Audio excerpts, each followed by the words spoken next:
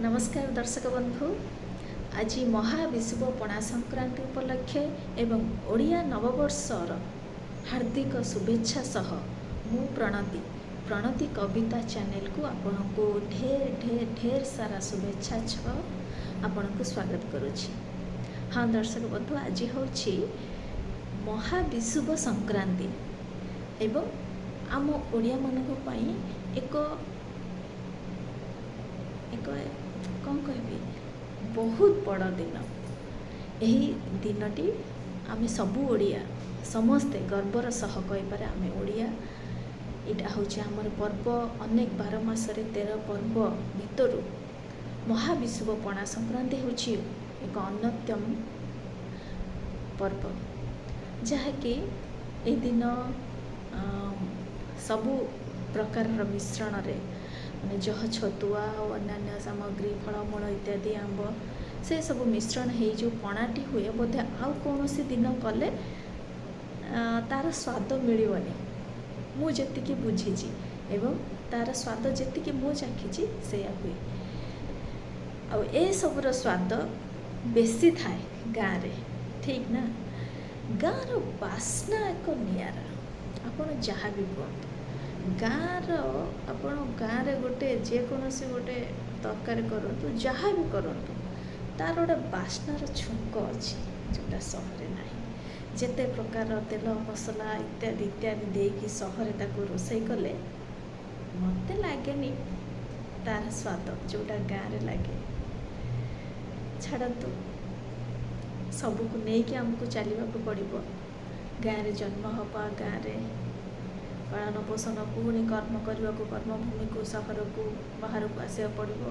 आ सबु बेले तो से स्नेह ममता भितर बांधी रही सहर को आसवा पड़ो। गाँ सहर उभय को लेकिन आमको चलने को पड़ो। ता भितर मुझे एडजस्ट करने पड़ो। ए भितर आज हूँ संक्रांति उपलक्षे भाविली गोटे कविता आपण सहित सेयार करी। लिखि पारिलिनी, भाविली पुराणा कविता किसी सेयार करी। नुआ पुराणा कवितार समारोह मु कही आपण किसी नुआ लिखिबे और किसी पुराणा जहाँ गच्छित थी ताकू गोले मिसई आपण सहित सेयार करी। ठीक अच्छे। तो ता भितरु मोर गोटे कविता मु देखिली, मो डायरी खोजिली, बहुत पाइली। मो गाँ तुम सहर, यहाँ मुझे लिखी आप जानते। मुझे अष्टम पढ़ुली 5/5/2005 मसीह। हाँ आज्ञा, सेत बड़े भी मनरे भावना आसीला। मुझे आपन को मोर प्रथम कविता लेखा आरंभ होता माने के 2004 मसीह जो मु सप्तम परीक्षा दे सारी। तापर मो कविता लेखा आरंभ है। छोट छोट बोधे चेष्टा कले होता कि से हिसाब से होना।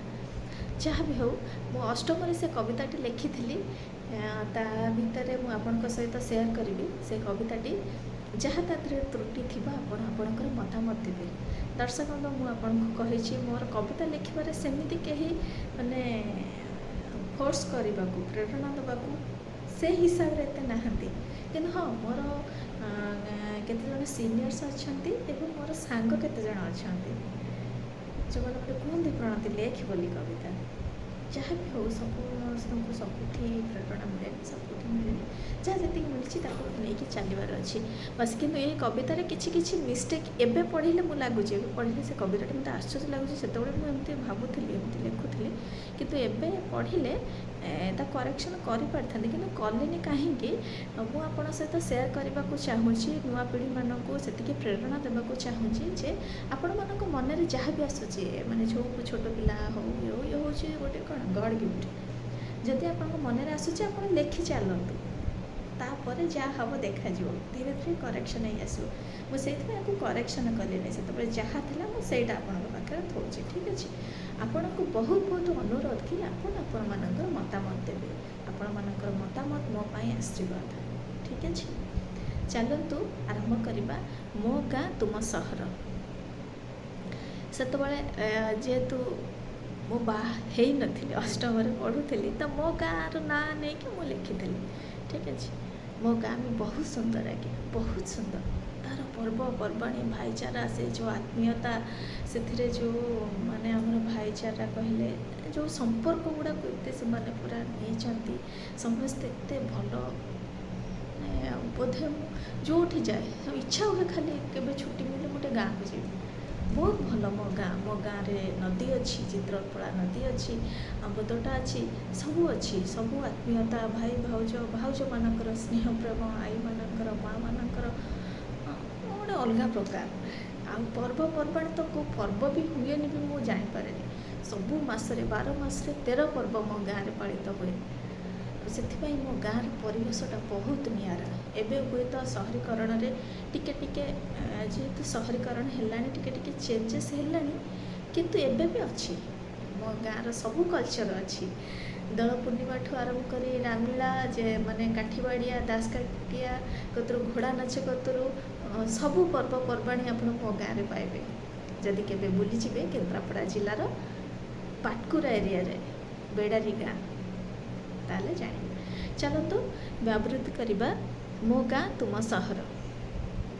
ଗାଁ ସହରର ପାର୍ଥକ୍ୟ ଏଥିରେ ସେମିତି କିଛି ନାହିଁ, ଯେଉଁଟା ମୋତେ ଲାଗିଥିଲା। ଠିକ୍ ଅଛି। ସବୁଠାରୁ ବେଶୀ ଭଲ ଲାଗେ ମୋତେ ଛୋଟ ମୋର ଏଇ ଗାଁଟି, ସୁଜଳା ସୁଫଳା ଶସ୍ୟ ଶ୍ୟାମଳା, ବେଡ଼ାରୀ ଅଟେ ତା ନାଁଟି। କିନ୍ତୁ ଏ ଅଜବ ମଣିଷ ବୁଝି ନ ପାରି ସହରେ ଯାଇକି ରହୁଛି। ଗାଁ ପରା ଅଟେ ସରଗ ସମାନ, ତାକୁ କେମିତି ଯେ ଭୁଲି ପାରୁଛି। କଥା ଅଛି ପରା, ଗାଁକୁ ଛାଡ଼ିଲେ ଅନାଥ ହୋଇକି ବୁଲିବ। ଶୁଣରେ ପିଲା, ଏ ଗାଁର ମାଟିକୁ କେବେ ବି ନ ଭୁଲିବ। ଗାଁରେ ଯେଉଁ ଆଦର ସମ୍ମାନ ସହରେ କାଉଁ ବା ପାଇବା। ସହରେ ଖାଲି ଧନ ସଞ୍ଚି ରଖି ରାତାରାତି ବଡ଼ ହୋଇବା। ଗାଁର ମମତା ଥରେ ଯେ ପାଇଛି, ଦୁଃଖ ଦଣ୍ଡାକୁ ସେ ସବୁ ଭୁଲିବ। ଗାଁ ପରିମଳ ସଫାସୁତୁରାକୁ ସେ କାଉଁ ସହରେ ପାଇବ। ଗାଁ ନଈକୂଳ ଆମ୍ବ ବଗିଚାରେ ବସି ଦୂର ହୁଏ ସଭିଙ୍କ ଦୁଃଖ।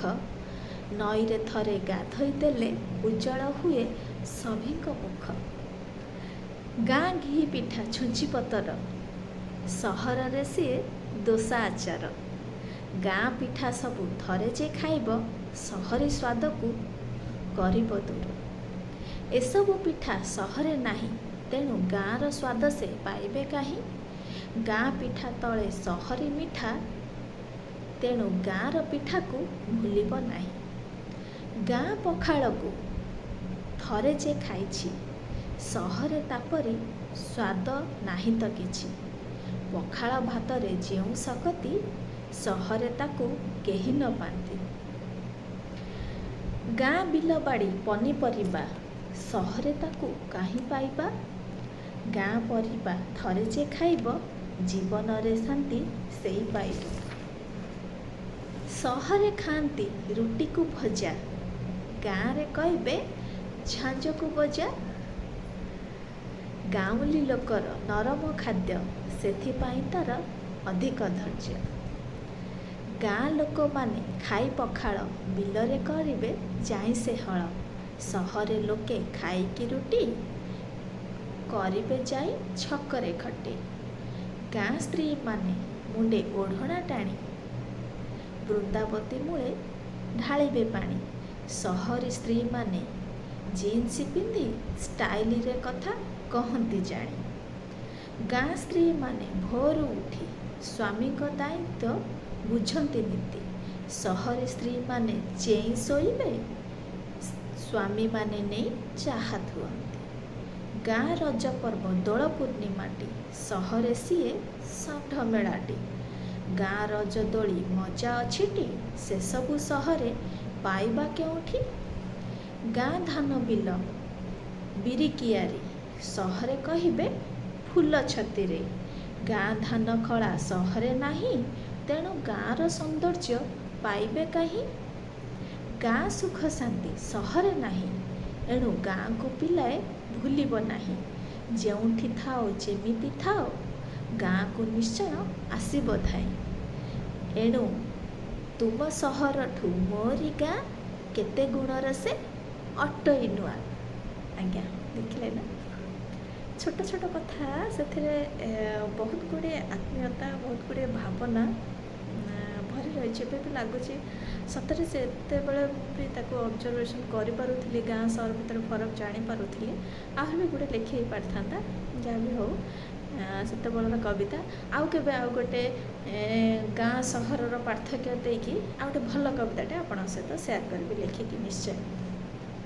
ତେଣୁ ଦର୍ଶକ ବନ୍ଧୁ, ଗାଁ ସହର ଏବେ ସମସ୍ତେ ଗାଁକୁ ସହରୀକରଣ କରିଦେଲେଣି, ସମସ୍ତେ ସହର ମୁହାଁ ହେଇଗଲେଣି, କିନ୍ତୁ ଗାଁର ଆତ୍ମୀୟତା, ସେ ରଜ ପର୍ବ, ଦୋଳ ପର୍ବ, ସେ ଯେଉଁ ଚାନ୍ଦିନୀ ଉପରେ ବସି ଖଟି କରିବା, ଭାଗବତ ଟୁଙ୍ଗି, ଯାହା ବି ଏବେ ବି ଅଛି, ଆମ ଗାଁରେ ତ ଅଛି। ମୁଁ କହିବି ଏବେ ବି ଭାଗବତ ପଢ଼ା ହେଉଛି, ସନ୍ଧ୍ୟାରେ କୀର୍ତ୍ତନ ହେଉଛି ଆମ ଗାଁ ଠାକୁରାଣୀ ପାଖରେ। ସମସ୍ତେ ଯେତେବେଳେ ସନ୍ଧ୍ୟା ଦେବାକୁ ଯାଆନ୍ତି ତା'ର ଗୋଟେ ମାନେ ସେ ଯେଉଁ ଧୂଳି ଉଡ଼ୁଥିବ ମଜା ନିଆରା, ଗାଈ ଗୋଠରୁ ଯେତେବେଳେ ଫେରୁଥିବେ ସେ ବି ଗୋଟେ ମଜା ନିଆରା। ସେଇ ହିସାବରେ ସେତେବେଳେ ଯେଉଁଟା ଥିଲା ସେଇ ହିସାବରେ ଅବଶ୍ୟ ନାହିଁ, ଗଉଡ଼ ଗୋଠ ଫିଟିକି ଆସିଲା ବେଳର ଦୃଶ୍ୟ, କିନ୍ତୁ ଏବେ ବି ଅଛି। ଯେଉଁମାନେ କିଛି କିଛି ଅଧିକ ଗାଈ ରଖିଛନ୍ତି ସେମାନେ ନେଇକି ଯାଉଛନ୍ତି। ସେଇଟା ହେଉଛି ଆମ ପାଇଁ ଗର୍ବ, ଗାଁ ହେଉଛି ଆମ ପାଇଁ ଗର୍ବ, ଗାଁ ହେଉଛି ଆମର ମାଆ, ଆମର ହେଉଛି ସମ୍ମାନ। ଆଉ ଗାଁର ଯେଉଁ ବର୍ଷାର ଆସିଲା, ବର୍ଷା ପଡ଼ିଲେ ଯେଉଁ ତା'ର ଗାଁ ଧୂଳିର ଯେଉଁ ବାସ୍ନା, ଉଫ୍ ମତୁଆଲା କରିଦେବ। ଆଉ ଆମମାନଙ୍କ ପାଇଁ, କବିମାନଙ୍କ ପାଇଁ ତ ସେ ଗୋଟେ ଅପୂର୍ବ। ଯାହା ବି ହଉ ଦର୍ଶକ ବନ୍ଧୁ, ଆପଣମାନଙ୍କୁ ବହୁତ ବହୁତ ଧନ୍ୟବାଦ। ଆପଣମାନେ ଯେତିକି ବି କବିତା ଶୁଣୁଛନ୍ତି ମୋର, ଆପଣଙ୍କ ମତାମତ ଦେଉଛନ୍ତି, ମୋର ମାନେ କଣ୍ଟିନ୍ୟୁଅସଲି ମୋର ଗୋଟେ 2-3 ଜଣ ସାଙ୍ଗ ଅଛନ୍ତି, ସେ କଣ୍ଟିନ୍ୟୁଅସଲି ଫୋନ୍ ବି କରିଚାଲିଛନ୍ତି, ବଢ଼ିଆ ଲେଖୁଛୁ। ଯେତିକି ହଉ, ବେଶୀ ଭଲ ନ ଲେଖିଲେ ବି ଯେଉଁ ଟିକକ ବି ଭଲ ଲେଖୁଛି, ଆମ ମନ ଭିତରେ କ୍ରିଏଟିଭିଟି ଆସୁଛି, ସେଇଟା ମୁଁ ଆପଣମାନଙ୍କ ସହିତ ସେୟାର କରିବାକୁ ଚାହୁଁଛି, ନୂଆ ଯୁବପିଢ଼ିମାନଙ୍କ ସହିତ ବି ସେୟାର କରିବାକୁ ଚାହୁଁଛି। ଏଇଟା ହେଉଛି ଗୋଟେ ଭଗବାନଙ୍କର ଦିଆହୁଆ ଆଶୀର୍ବାଦ। ଯଦି ମନରେ ଆସୁଛି ଆମେ ତାକୁ ପ୍ରକାଶ କରିଦେବା, ଆଉ କିଛି ନୂଆ ଆସିଯିବ, ଠିକ୍ ଅଛି। ଯେଉଁଟା ଲୋପ ପାଇଯାଉଛି ଆମେ ତାକୁ ବଞ୍ଚେଇ ରଖିବାକୁ ପ୍ରୟାସ କରିବା। ଆମ ଗାଁର ଯେଉଁ ପୋଡ଼ି ଯାଉଛି ଚାଲିଚଳଣି, ଭଲ ମନ୍ଦ, ଯେଉଁ ଆମର କଲଚର୍, ଆମର ଯେଉଁଗୁଡ଼ାକୁ ଚେଷ୍ଟା କରିବା ଆମ ଯୁବପିଢ଼ିମାନେ ତାକୁ ଟିକେ ବଞ୍ଚେଇ ରଖିବା ପାଇଁ। ଠିକ୍ ଅଛି, ଆପଣମାନଙ୍କ ମତାମତ ଅପେକ୍ଷାରେ ମୁଁ ରହିଲି। ପ୍ରଣତି କବିତା ଚ୍ୟାନେଲକୁ ଆପଣଙ୍କୁ ପୁଣି ଢେର ସାରା ଶୁଭେଚ୍ଛା, ଢେର ସାରା ଅଭିନନ୍ଦନ।